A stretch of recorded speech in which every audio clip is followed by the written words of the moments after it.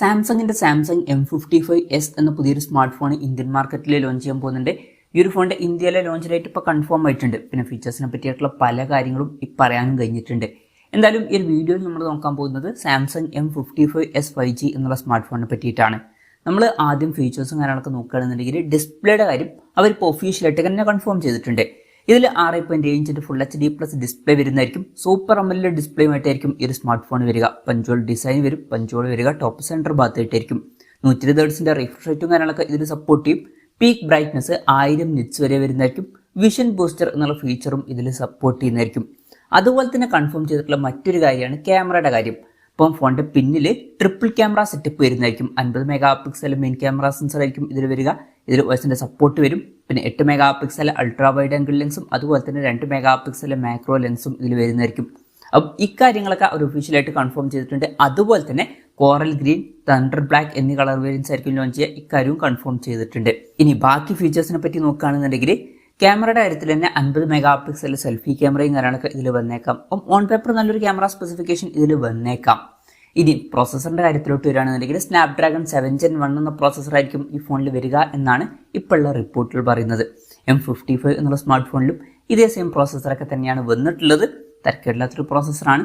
25,000 രൂപ price റേഞ്ചിലൊക്കെ best എന്ന് പറയാൻ പറ്റിയിട്ടില്ലെങ്കിലും ആവറേജ് എന്ന് പറയാൻ പറ്റിയിട്ടുള്ള ഒരു പ്രോസസറാണ്.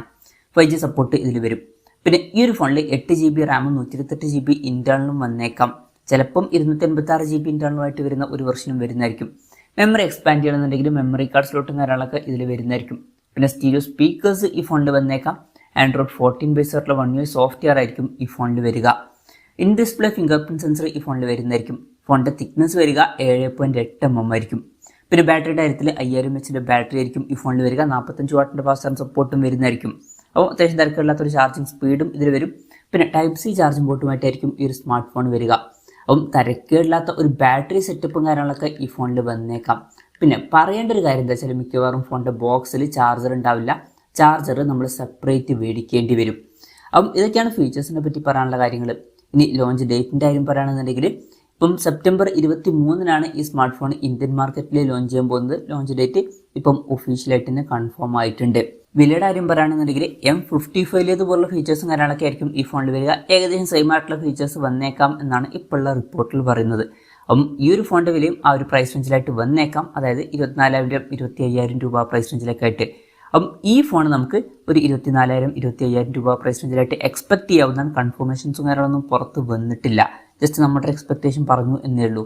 എന്തായാലും സാംസങ്ങിന്റെ M55s 5G എന്ന പുതിയൊരു സ്മാർട്ട് ഫോൺ ഇന്ത്യൻ മാർക്കറ്റിൽ ലോഞ്ച് ചെയ്യാൻ പോകുന്നുണ്ട്. ഈ ഒരു ഫോണിനെ പറ്റിയിട്ടുള്ള നിങ്ങളുടെ അഭിപ്രായം ജസ്റ്റ് ഒന്ന് കമൻറ്റ് ചെയ്യുക. അതുപോലെ തന്നെ ഈ ഒരു സ്മാർട്ട് ഫോൺ ഇന്ത്യൻ മാർക്കറ്റിൽ നിങ്ങൾ ഏത് പ്രൈസിങ്ങിലാണ് എക്സ്പെക്ട് ചെയ്യുന്നത് എന്നുള്ള കാര്യം കൂടി ജസ്റ്റ് ഒന്ന് കമൻറ്റ് ചെയ്യുക.